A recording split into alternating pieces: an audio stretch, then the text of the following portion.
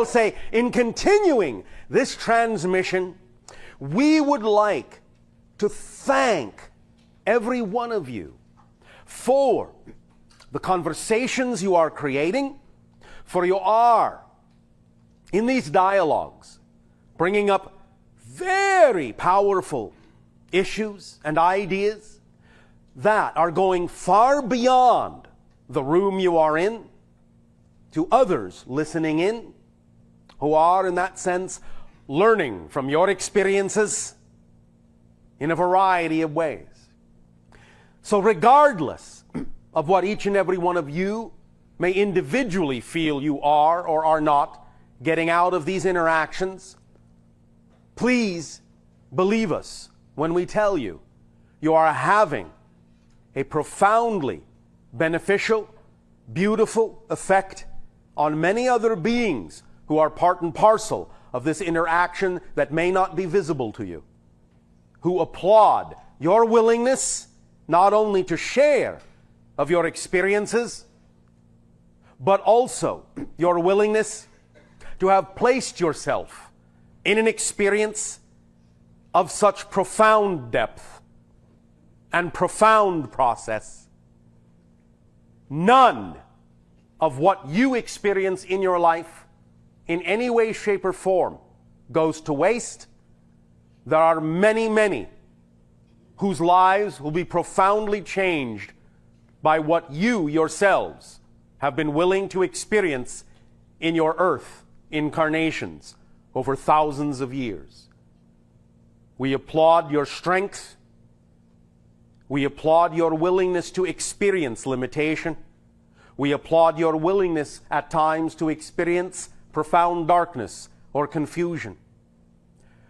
We extend to you our deepest thanks and appreciation for the service you are providing to many others within creation by your choices. On that, let us continue the remainder with sharing and exploration together. Hi, Bashar. And to you, good day. Have you a good day. I'm a little worried because my English is a little bit not that strong as other people. All right. And my question also personal, so also that's one reason I worry. Take your time so that everyone may hear what you have to share. Just relax. Okay. Well, this is also my first class here, so maybe also question will be maybe a little bit different because doesn't matter.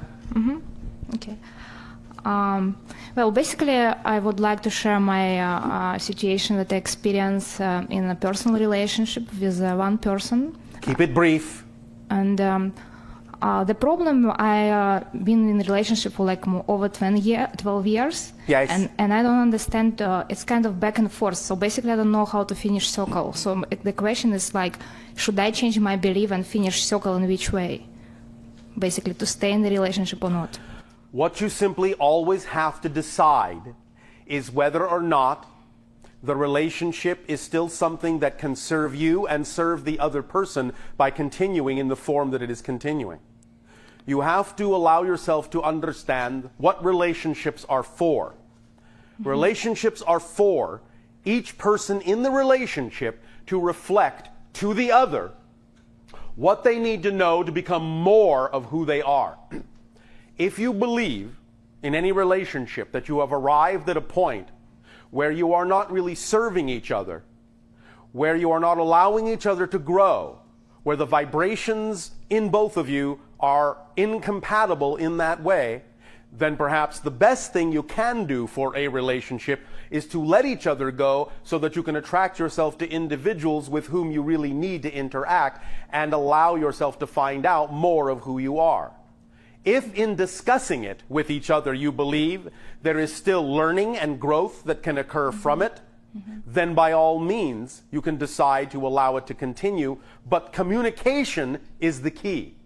If there is not clear communication about what each individual in the relationship is in the relationship for, and not clear communication between the individuals about the idea that they are there to learn more of who they each are about themselves, to grow, then if there is not clear communication, you are not really in a relationship anyway.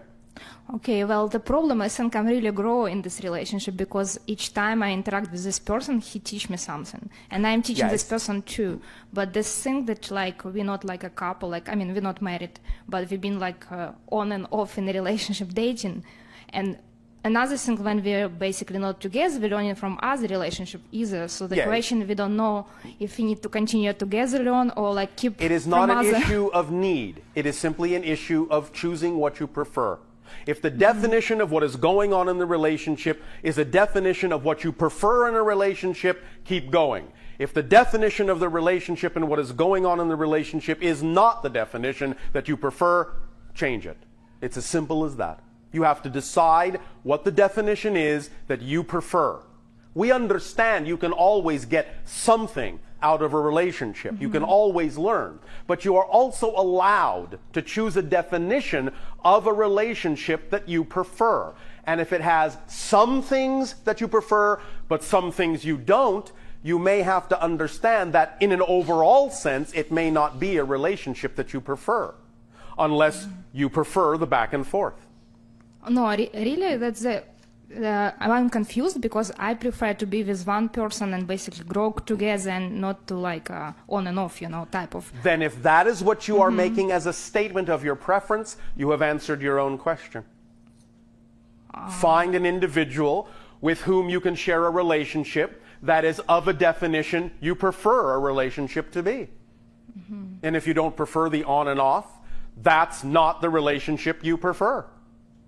And it doesn't mean that you will not necessarily stay in contact, but if that's not the way you prefer a primary relationship to be, if a primary relationship is what you want, then you have to understand and hear yourself that you have now defined what you prefer. Allow yourself to make room for it in your life so that you can attract it. Because if you don't make room for it, you won't attract it. You understand? Okay. Does that help you? Well, so I should not consider in the situation like this other person opinion, like, I mean, the person with whom I am, like, I mean, he kind of like it, keep it the way he wanted, so. Is that what you prefer? No. No, yeah. Then what else is there to say? Again, if you have communicated with the other person what it is you prefer in a relationship, if they want something different, there is obviously an incompatibility in your preferences. So if you decide that what you prefer is different than what they prefer, you have to do what is best for you and let them decide for themselves what is best for them. If they have attracted themselves to you and you prefer something different, then they must deal with the fact that they've attracted themselves to someone who does not want what they want. And by letting them go, you give them the opportunity, whether they understand it now or not, to find someone they would in that sense be more compatible with. They may think they want to keep what they have with you, but what they're actually saying is they prefer something that you don't prefer. So let them find someone who prefers the same thing they do. Just as you will find someone who prefers the same thing you do. Does that make sense? That's actually how you help each other. Because again, remember, as I said, that's what relationships are for. Sometimes, if what you prefer and the other person prefers are too different, then the best thing you can actually do to help each other in the relationship is let each other find another relationship that works for them best. Oh, okay, but there seems like a problem still for me. I understand this point very much. Thank you very much. But seems like this person just won't continue only with me, this type of relationship. Means like he want me to be his friend, to care for him, you know, to feel for him. He doesn't care other people care for him. He want what's me. the difference? So if what's I go, the difference? No, because if I go to other, he coming back, you know. So he doesn't let me go to and keep other. There is no such thing as someone not letting you go. You choose to stay. Oh, because when you care for somebody, you kind of like. That's my point. Understand the definition of what it means to actually care for someone. If you actually care for him, you will do what is best for both of you. And that means you will find what works for you. And even if it's not something that he immediately enjoys, you are giving him a chance to actually go and find what works best for him, even though he may not understand that. Regardless of what he says he wants, if you understand that that's not what's best for him and not what's best for you, do what's best for both of you, not what he thinks he wants. You understand the difference? Does that help you? Yeah. Thank you. Okay, thank you. Thank you so much. You are welcome. Very good.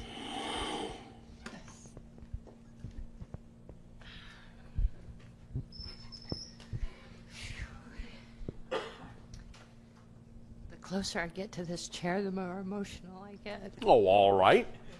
That can be a good thing, yes. Yeah. Okay.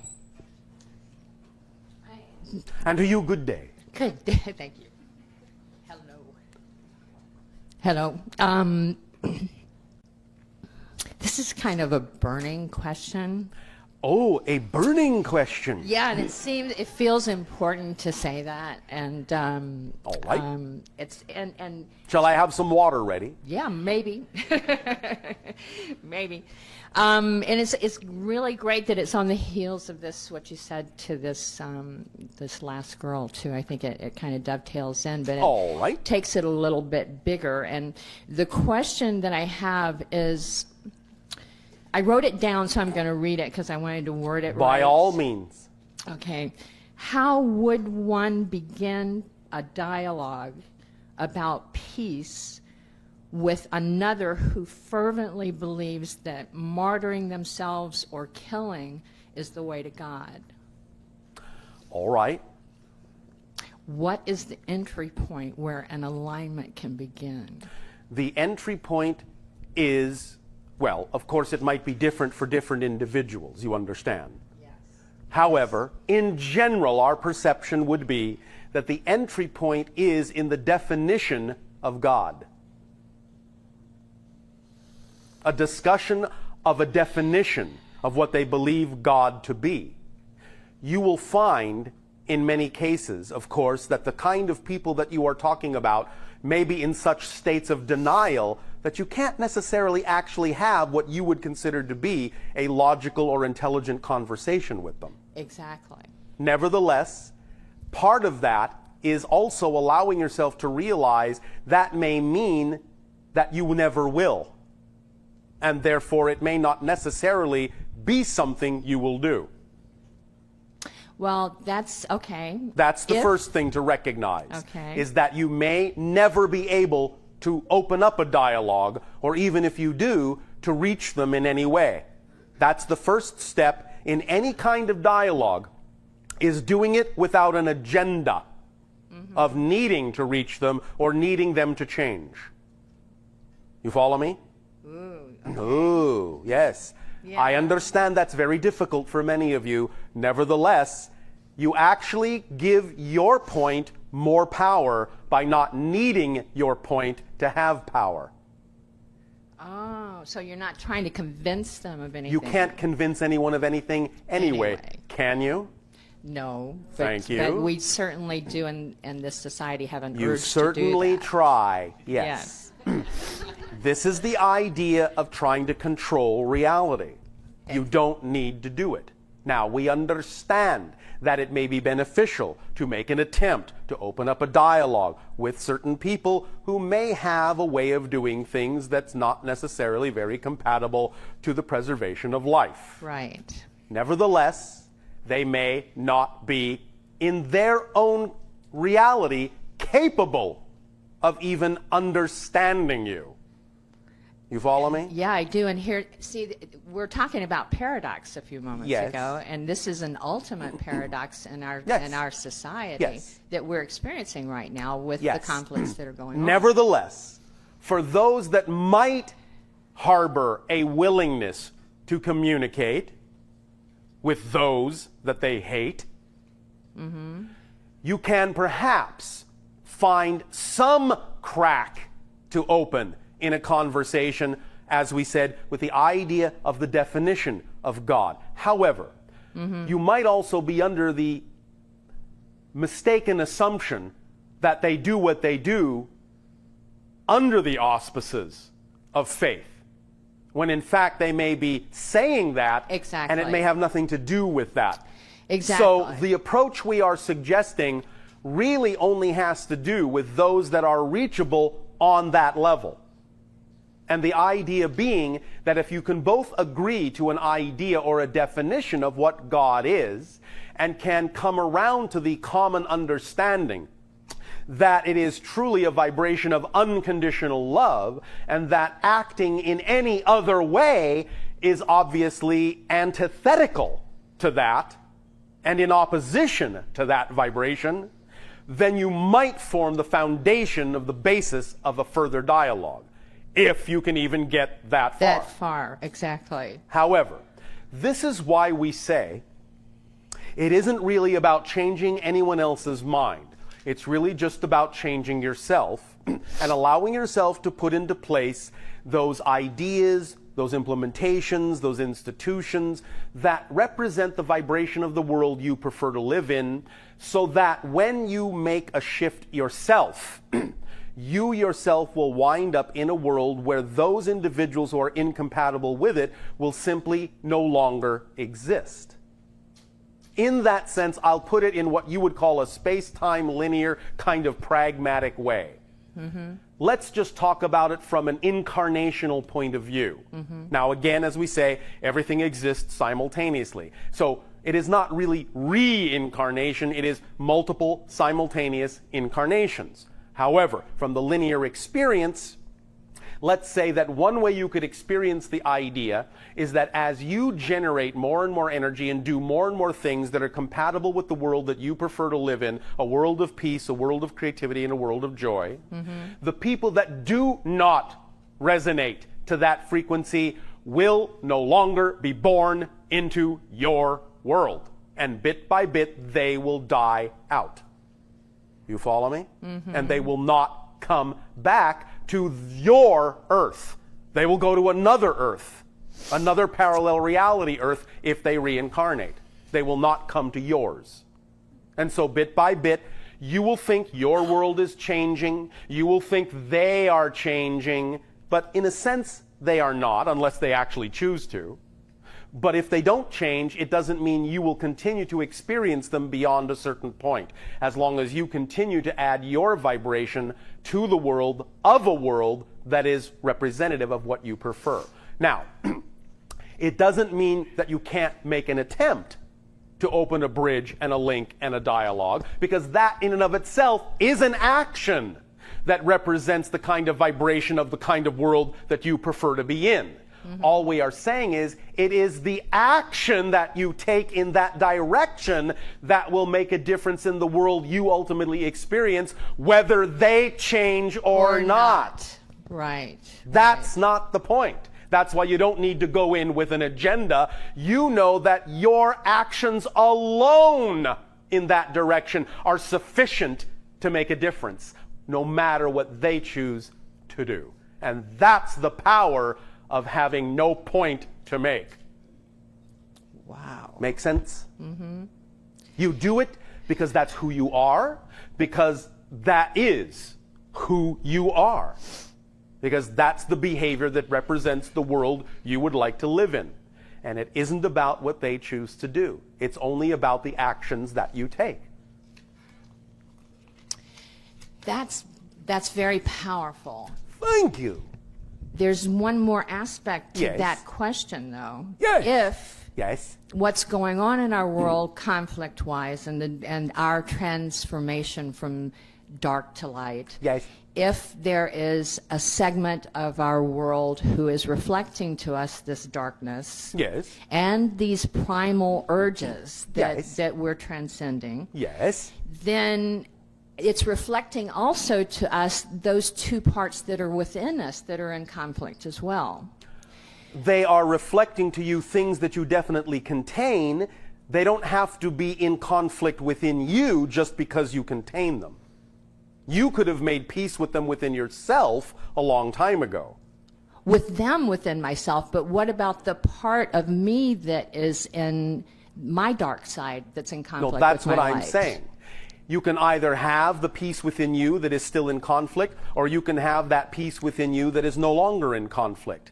It can be either way. Like, in other words, you're saying, let me see if I got this right. You're saying that when it's within us, just like what this whole workshop is about discovering beliefs and emotions and issues Yes. that are no longer preferred, Yes. right, basically. Yes. That we have tools that, as the person who is preferring to change, Yes. can utilize to transform that energy. Whereas if it's that conflict in the Middle East, Yes. where someone may not necessarily be willing to communicate or change where they're coming from because they may be covering it up with another revenge item or whatever Yes. it is, Yes. that's a little different because we're not in charge of changing that preference with them. No. We're in charge of changing it within ourselves. Of course.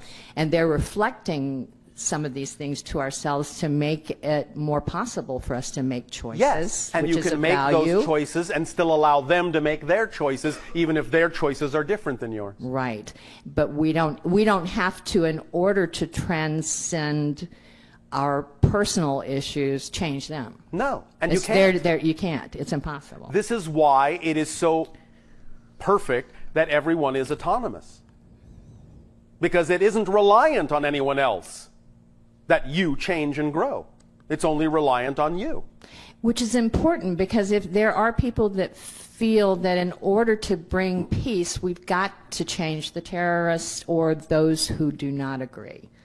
Yes, and, I know. This is big. This is really Yes. important. And again, you can always make the attempt to open up a dialogue, but the point is, it is the attempt that makes that the will difference. make the difference and will lead us to peace. Yes. Because we will gather together those people who really want peace, Yes. and they'll so way outnumber the ones that are not willing to Let me go give there. you also an example of something we have talked about before, and perhaps this will shed a different kind of light on another way in which something like this can occur. Uh-huh.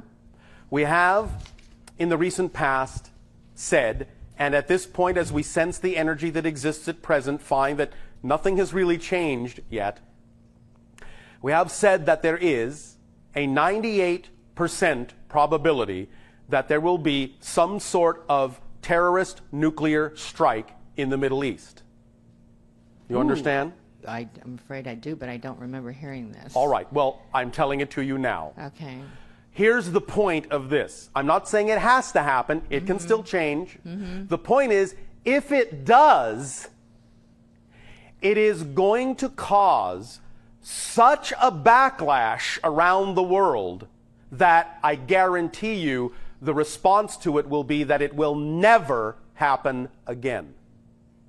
So even out of something that you would call horrific, Yes. can come accelerated peace by throwing in everyone's face something unavoidable that they must look at and come to a decision about and make changes about immediately, so that they will then realize they must take action in some way, shape, or form that is positively constructed to prevent that from ever happening again. So even if it happens, it can still actually allow peace to accelerate. Is there anything we can do to more turn the tide on that? That we can do to make sure that doesn't happen? The attempt to express love for your enemy.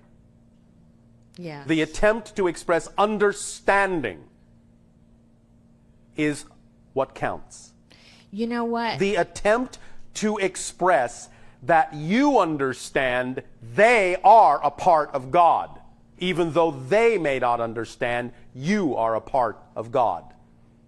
The attempt to express the idea that if God is as vast and incomprehensible as they protest it is, that the idea is that God also created you. And if God created you as different from them, God must have had a reason in its wisdom for doing so. These are all, shall we say, the foundations of the beginnings of dialogues, but again, It is simply the putting out of the information and the behavior, the action that you take that makes the difference. Whether they respond positively to it or not is really up to them. But if you are clever, you may find a way to strike a chord within them if you study and understand what they are all about and why they do what they do. Then that's going to have to be left up to you. But I shall read you something now. Yes. This is a passage from what you call a Bible, but it's not the Bible that exists in your reality. Okay. It's a Bible that exists in a parallel reality earth where this prophecy is actually something in that Bible. It isn't in yours, but it's in this one. The prophecy you're going to tell me about. The prophecy I already told you about. Oh, this one. The one we Yes. just discussed about Yes. the nuclear I am just thing. sharing with you on a variety of levels some of the differences between parallel realities to illuminate several points at once. And in one parallel earth reality, their Bible actually has this prophecy, whereas yours does not. Oh.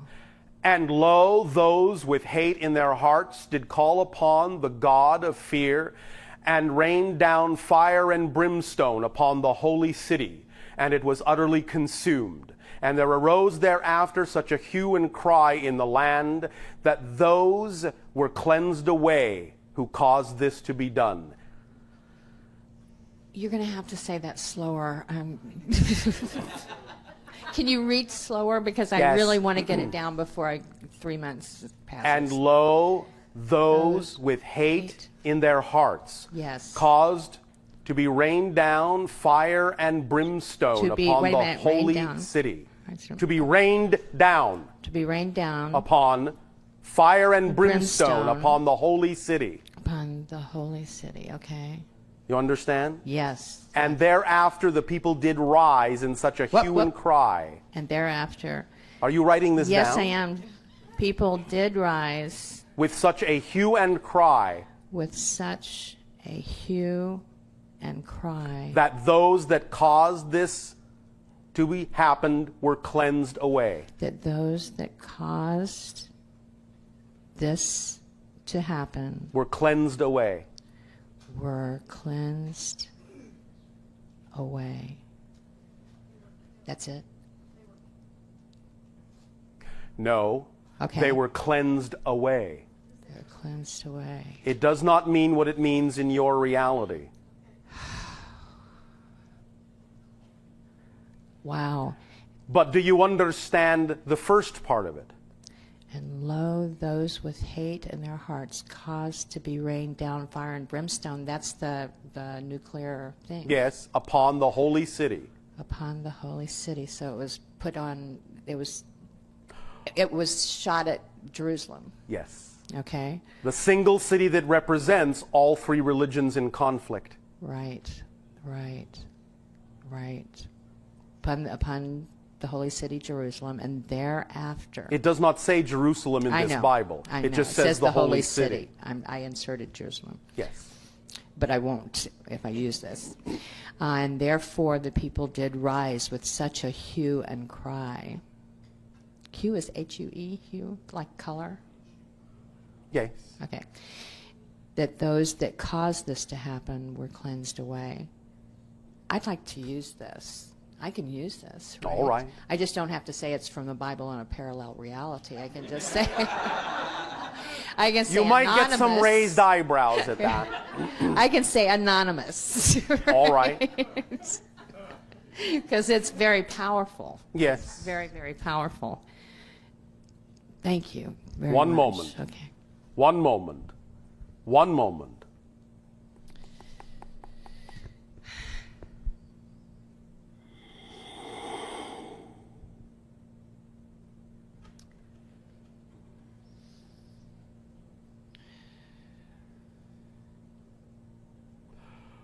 One moment.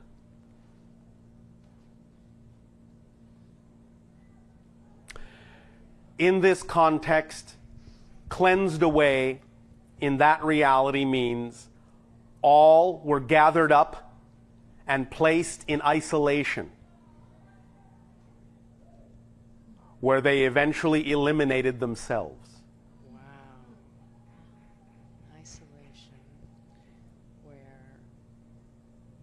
Are you still writing? Yes, of course I'm writing.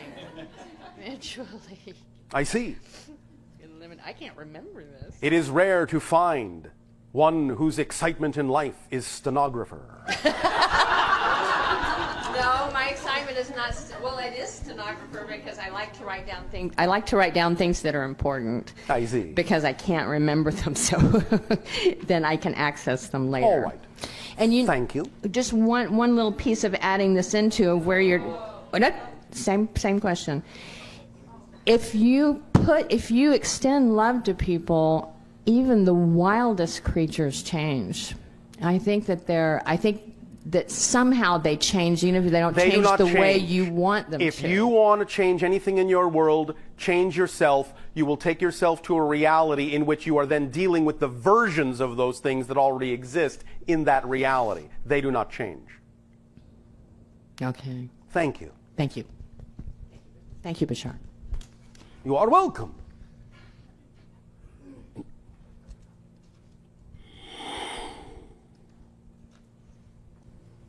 Good day, Bashar. And you good day. How are you doing? Perfect. And you? Where are you hanging out at? I am in my ship, thank you. Oh, great. Love to hear that. My question is sun gazing. Sun gazing. Yes, it's a new thing I've come across, ancient, I guess it's an ancient practice.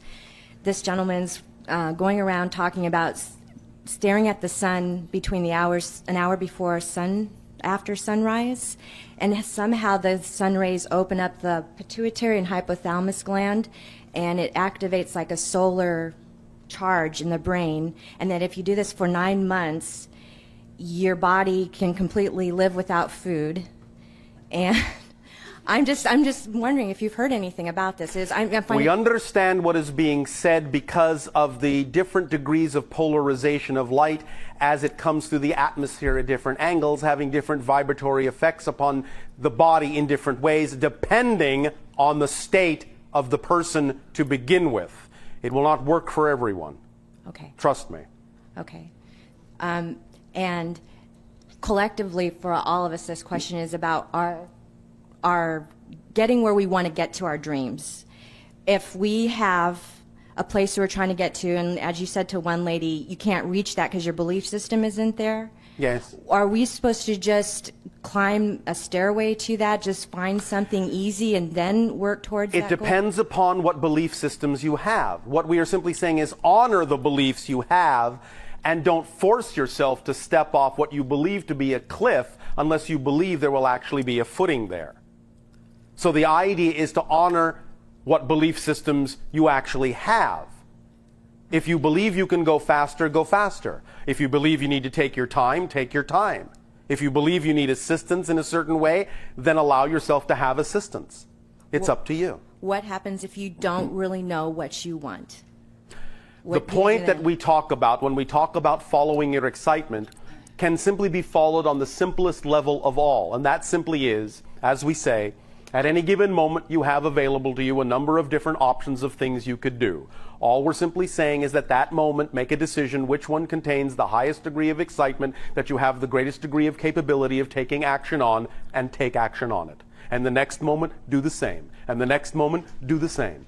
It is the thread of excitement that you need to follow. It doesn't have to be represented by a big overarching life career or project. At every given moment, different degrees of excitement come with different options that are presented to you. Pick the one that has the highest excitement that you have the greatest degree of capability of actually acting on. That's all you have to do. Thank you, Bashar. Thank you. Is there a Galactic Federation ship already in position and ready for disclosure, specifically in the Gulf of Mexico? Over the Yucatan, yes. Okay. And you have many followers in Europe, but they feel the greatest number of UFOs are happening in America. Why is that? Is it because of the environment or the energy here that it's not suitable for them? No, it's because the United States, more than almost any other country, refuses to accept the reality of UFOs. Therefore, we have to show off more often that we're here. Okay, and as your sensing goes, are we still on track to have contact within 5 years Yes. or open contact? Yes. Okay. And now that we've navigated ourselves to a timeline of open contact within the next 5 years, why is it important to continue with the Interstellar Alliance social experiment? Because it will determine the way in which you experience open contact, making you more vibrationally compatible to experience open contact in certain ways rather than not being as vibrationally compatible with open contact and experiencing it in other ways. So it gives you more opportunity. The social experiment gives you more opportunity to experience a broader spectrum of ways in which you can experience open contact to your benefit. And this person is saying that they attended the recent channel panel in Sedona, and while Bashar was speaking, they saw a smiling image of a female Sasani. Is she a consequential secret? And if so, who is she to this person or the She person is to not a her? consequential secret. The person was perceiving the idea of my colleague that we have referred to as Anima, a social engineer, who is involved in first contact and will be, along with other social engineers from my society, involved after open contact in helping Earth understand planetary management. So the person was simply capable of perceiving the energy of my colleague, that female Sasani being known as Anima by you, in connection with the fact that we're getting closer and closer to open contact, and therefore you're more capable of sensing the presence of all who are connected to the idea of being a first contact specialist, which is also a type of social engineer. And then also, I think this is going to be the last question. In your recent previous transmission, a viewer asked you how far your ship was above Sedona. And for the first time I've ever heard you answer this question, you answered no comment. Are you allowed to give us more information behind this comment, or are we really that close to open contact? You are very close. That is all I can say at the moment. Okay, maybe there's one more here we can do. I heard a Pleiadian channeling say that they are not ascended beings and are just like us. They make mistakes, experience heartbreak and unrequited love, get impatient, etc. However, when I hear you speak, it seems the Sasani are ascended compared to us and don't make mistakes or get impatient. Is that true? And can you explain this difference and why the Pleiadians would send such a message? That is a misinterpretation to some degree. Yes, Pleiadians can make mistakes in the sense that you understand that term, but they don't relate to them as mistakes. They relate to them in the way that we do, as simply new information that can be applied in given situations. They don't have the idea of unrequited love. They do not experience that in that way. Can they be sad? Yes, they can be. But they don't really experience things in the way that that person is describing. That's a little bit of filtering coming through the human persona. But the idea is they are certainly of a higher vibration than many people on your planet. If you want to say they are ascended because they are on a higher frequency, then certainly you can say that. But they are more similar to you than we are. They are, again, your genetic cousins. They are very much like you in many ways, but they are the fourth density version and therefore are more like what humanity is evolving into as physical beings in a fourth density state. So, no, it's not as pronounced as the way that was described in terms of what they experience emotionally, but they are a little bit more like you. They can experience a little bit more of a range of emotions in that sense. Something that you can relate to more easily. Yet they are still seemingly, from your perspective, more advanced in their emotional qualities. Okay, and I'm going to slip one more in here. When there is first contact, do we physically need to be where it is physically occurring, Or can we somehow be able to experience it telepathically, holographically? And basically, is first contact going to involve hearing communication telepathically as opposed to actually having someone speak to you in your language? For the most part, yes. Your people will experience open contact on many different levels in many different ways, regardless of where you are. And generally speaking, again, if you are more vibrationally compatible in certain ways with certain beings who will be present in open contact, you will usually synchronistically find yourself exactly where you need to be to experience it in whatever way is relevant for you. So don't worry about it. You won't miss it if that's what you're concerned about. Okay, that's great. Well, thank you so much, Bashar. We really appreciate all your helpful information. Our deep appreciation to all of you as well. And now we would encourage you to become very relaxed, breathe easily, calmly, let go of the cares of the day, and prepare yourselves for a beautiful, calming, releasing, and behaviorally changing meditation.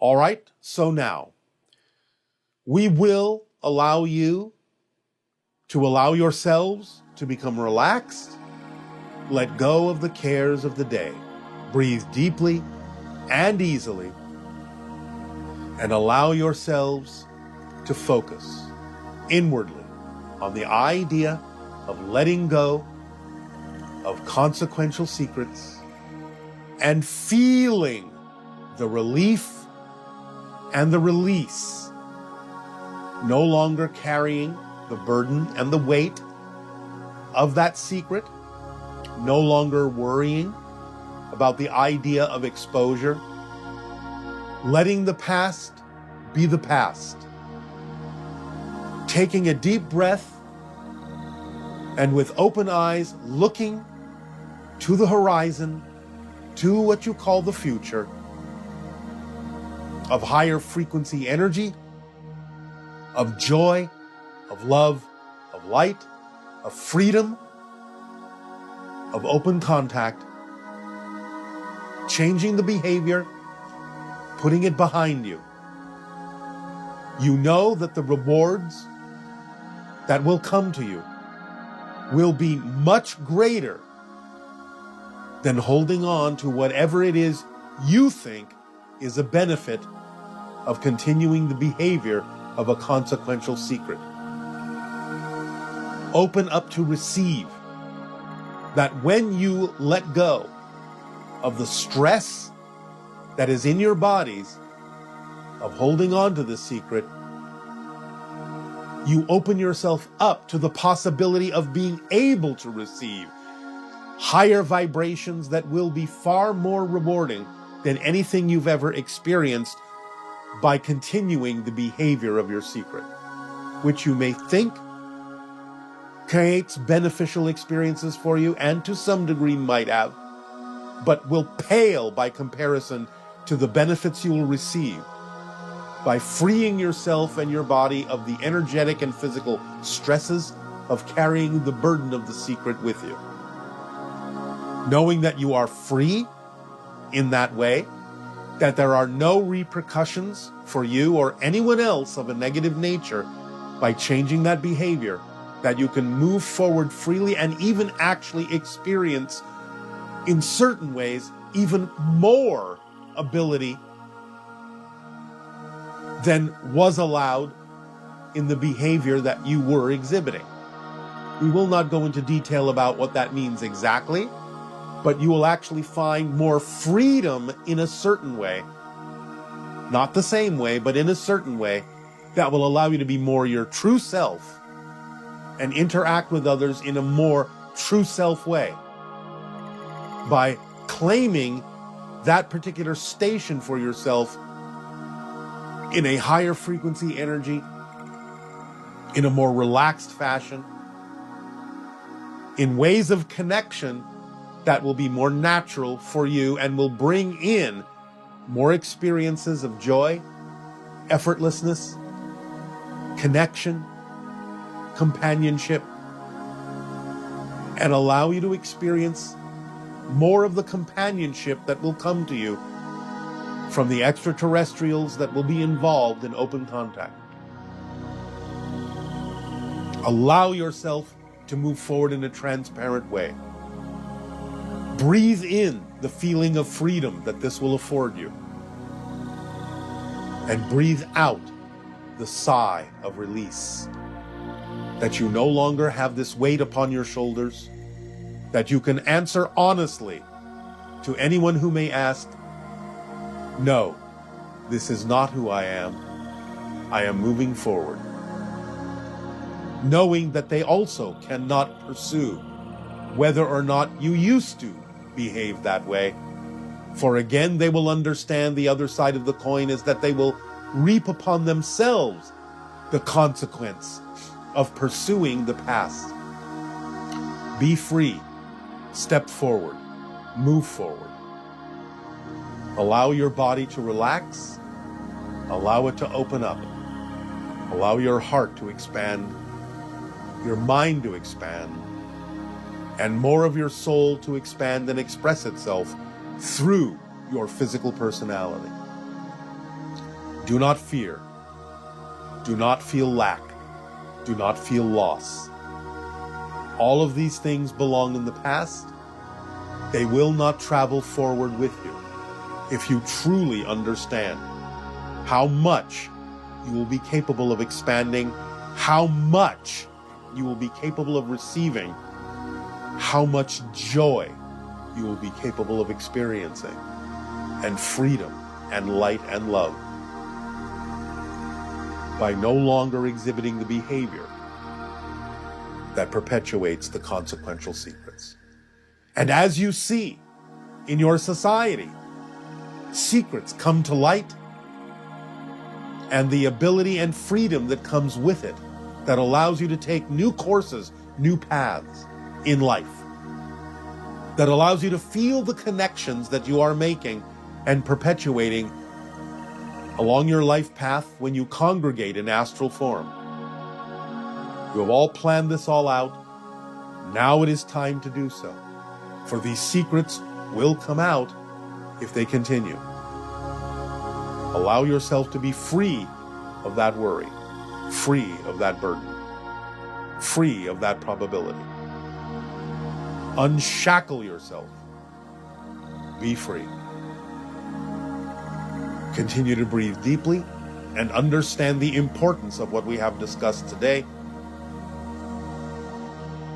No more secrets of this nature. Breathe easily, float freely. And in this new paradigm and in this new vibration, come to us so that we may come to you, so that we may together create a new reality of unlimited potential in happiness, joy, ecstasy, love, and light. Our unconditional love to you all. Welcome home. Avea. Good day.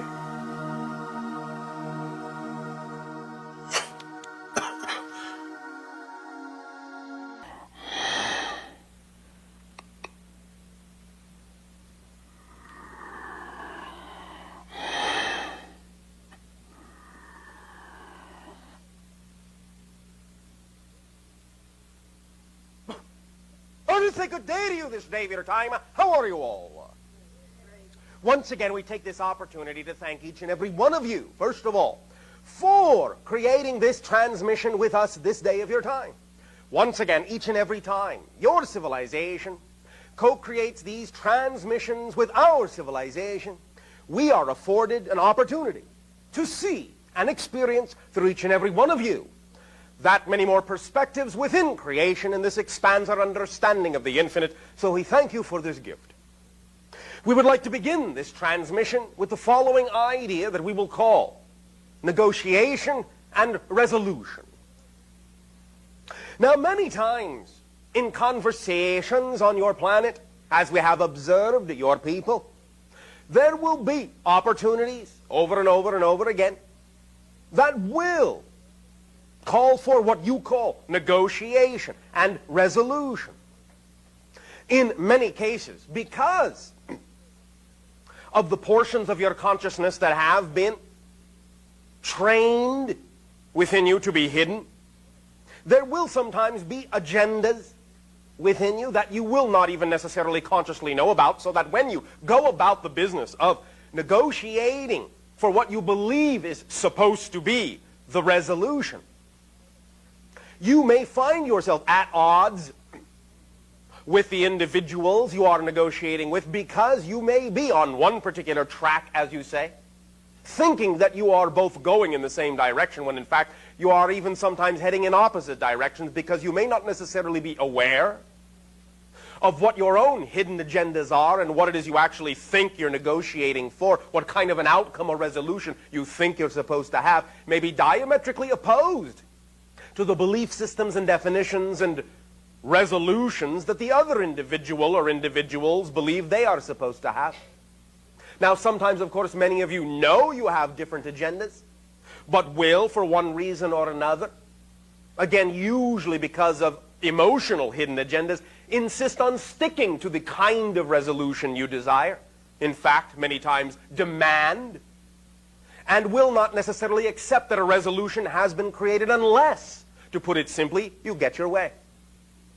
The idea, however, is to understand that because many of these hidden agendas exist, and because many of these hidden agendas will color the way in which you go about creating a so-called resolution, you may find, of course, that you will not come to a resolution because of that coloration.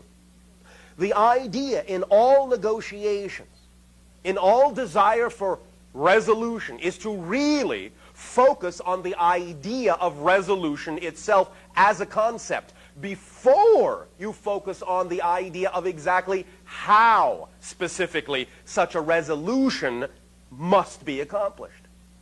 In other words, if you make not your own agenda the priority, but the idea of coming to a resolution at all the priority, that is your primary concern, that you do, in fact, come to some kind of resolution, no matter how you get there, then by allowing the idea, the concept, the desire for resolution itself to be primary, you can allow the concept of resolution to guide the methodologies and guide the details about how you come to the resolution, rather than making the resolution subservient and, in a sense, secondary to the idea of what you think you're supposed to get out of it.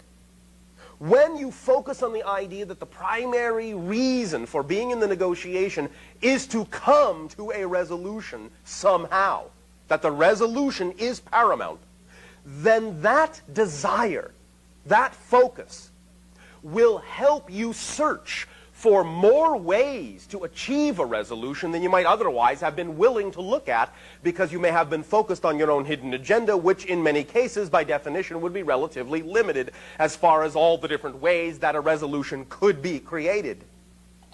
So focus on the resolution itself as the main goal of any negotiation, that coming to a resolution is the primary agenda, regardless of how you get there. And you will find yourself with that in mind, first of all, having a common point with the other individual. If you can both agree that coming to a resolution is more important exactly than how you get there, you're already in agreement on something. And that is a good beginning to any negotiation and any resolution. We thank you for allowing us to reflect this concept to you at this time and to share with you our perspective on this particular matter. Again, it is always up to you as to whether or not to pay attention and or apply this information. We are only sharing with you what works for our civilization and leaving it up to you to decide what works for you. But I do, from experience in our world, know that this will aid and assist and accelerate any and all negotiations and resolutions that you may actually desire to undertake. If you will, but be willing to apply this methodology and this principle and this priority in that fashion. Once again, we thank you, and in return for the gift that you are giving our civilization in allowing us to communicate with you through this window in this way at this time, I ask in return, in what way may I and my civilization now be of service to you? Next future or two, what do you expect to play out? As far I don't as expect anything. what can you see to play out as far as business goes On your world? in my life? In your life specifically? Yes. Well, what are you excited to do?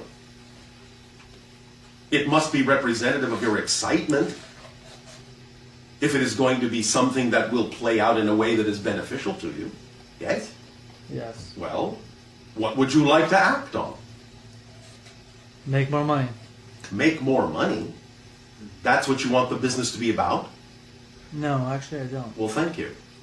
So you see, you have said something that's actually not representative of your excitement. You've just described nothing more than a side effect. What actually excites you to do? Help people. In what way does it excite you to do so? See them happy. By doing what? Well, whatever makes them happy. Which would be what? You are allowed to determine specifically in what way you would like to participate that might give them an opportunity to choose to be happy. So is there some particular methodology or expression that would be representative of your happiness? Not that I can think of right now. All right, well then when you think of it, act on it to the best of your ability with absolutely no insistence on what the outcome ought to look like. Yes? Yes. That's how it works.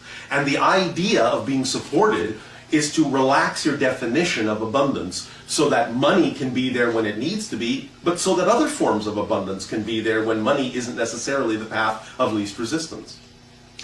But let's say you're really happy playing basketball every day. All right. But you can't support. How do you know? So you just have to act on faith. You act on knowledge that by acting on what is your highest excitement at any given moment, which probably won't necessarily mean you're playing basketball every day, let the excitement organize what will actually work for you every day, because excitement is the organizing principle. But nevertheless, whatever it is, if it is truly the most exciting thing you can do at every moment, to the best of your ability, with no assumption of the outcome, something will happen synchronistically to give you an opportunity to be supported by the things that you're doing that are representative of your excitement. I see. So just go with the flow. Let me give you a story. You may or may not have heard this story before, but it is something that occurred to someone on your planet, so you will understand that I'm not just making up an idea. This is something that actually worked for a physical person on your planet, and this will act as an illustration of what we are discussing. Did you hear us tell the story about the mother that loved to tell stories to her children? No. This mother, her greatest joy in life was telling stories to her children, making stories up for them. It was so exciting to her to do this that she made fantastic stories. Her imagination knew no bounds, and her children were enthralled, mesmerized by the stories that she would create, because so free was her imagination. And so excited was she to tell these stories and make them up. The stories were so thrilling that the children started to invite their own friends over to listen to the stories. The stories were so thrilling that the friends of her children started to invite their parents over to tell the stories. The stories were so thrilling that the parents started offering to pay her to come to groups to tell stories. Now, many people on your planet would have thought that a mother just telling stories to her children would never be a way that she could possibly support herself. Yet that's exactly what happened. Because she was willing to act on her excitement and to know that in some way, shape, or form, her ability to continue to express her highest excitement would be supported in whatever way that needed to be it money or be it other forms of abundance. So the idea, however, is that on any given day, to use your example, the most exciting thing you might find that you would like to do might be to play basketball. However, you may also find that in the same day, suddenly, the excitement to play basketball may wane. And when it then wanes and lowers and lessens, you may look around at all the opportunities available to you at that moment and say, well, all right, the excitement has kind of gone out of that idea, but where has it gone? What now is the most exciting thing I could act on out of all the options available to me at this moment? Maybe that at that moment you will find that you are hungry, and thus then having lunch or having lunch with a friend would be the most exciting thing you can imagine doing. Act on it to the best of your ability, with no assumption or insistence or expectation as to what the outcome should be. Just act on it to the best of your ability if that is the thing that actually contains the highest excitement at that moment. Because you never know where it's actually going to lead you. But you will know, generally, that it will always lead you to another circumstance and situation that will provide you the opportunity to continue to act on your highest excitement and allow your excitement to expand. You see, excitement is not only the driving engine of your life, but it is the organizing principle of your life. And it is the complete toolkit of your life. And when you act on it knowing that that's what it is, you will know that no matter what winding path it may lead you on, it is always going to be the quickest path because it's the path of least resistance. And it will always lead you into the situations and circumstances and synchronistic encounters with people that are going to be the encounters and the timings that actually work best for you and will bring to you other opportunities and open other doorways for other expressions of your excitement. This is a self-fulfilling kit.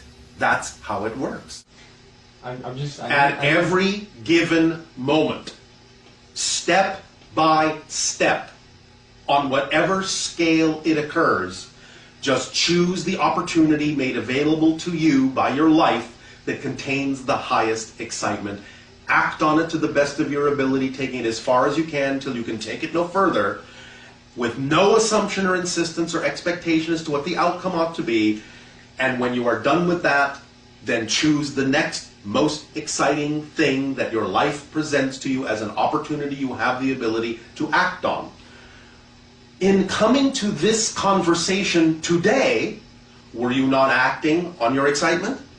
That was the most exciting thing. Then that's all you need to keep doing, yes? Yes. When you leave this conversation, you will look and say, there are a number of opportunities available to me. I can go here, I can go there, I can do this, I can do that. Out of all the options that you are aware of, pick the one that feels most exciting, that you have the greatest ability to act on. And act on it. And just keep doing that. And that's all you need to do. When we talk about the idea of acting on your excitement, it doesn't have to be expressed as a career, a project, or any long-term arrangement. We mean literally moment to moment to moment. Every moment you're offered options. I can leave, I can go, I can stay, I can eat, I can read, I can jump, I can walk, I can play, I can go to the movies, I can do this, I can drive my car, I can fly, I can go here, I can go there. Pick the one that is the most exciting one you have some ability to take action on, and take action as far as you can. And that's as far as you need to take it. And then act on the next most exciting thing, and the next, and the next, and the next, in the same way, one after another, step by step, until the end of the day when you feel that you are excited about going to sleep because you're tired, and you will know that whatever didn't get done that day didn't need to be done. Because excitement, as we said, is not only the driving engine in the toolkit, it's the organizing principle. And if you're always acting on it fully, truly, to the best of your ability, with no expectation for what the outcome ought to be, then it will show you exactly in the course of any given day how many things need to be acted upon. And what doesn't get acted upon didn't need to be acted upon that day. That's how it works. It's a complete kit. Trust it. Act on it. All right? Okay. Does that help you? Yes. And when you do that, if there then is an expression, a broader expression, a bigger expression of your excitement, a career, a project, what have you, by just acting on the little steps, they will lead you to the bigger opportunities, because all excitement is connected. It doesn't matter what package the excitement comes in. It's not about how it looks. As you people on your planet say, you cannot judge a book by the cover. So don't assume that just because something doesn't look like you expected it to look, if it actually contains the excitement, act on it, because the excitement is telling you that it's actually connected to any other expression of your excitement that would also come to you, and it may lead you there in an unexpected way. Again, it doesn't matter if your path is winding. If it's the path of least resistance, the path that's true for you, which you would know it is by simply acting on the excitement that it brings you, then it's actually the quickest path.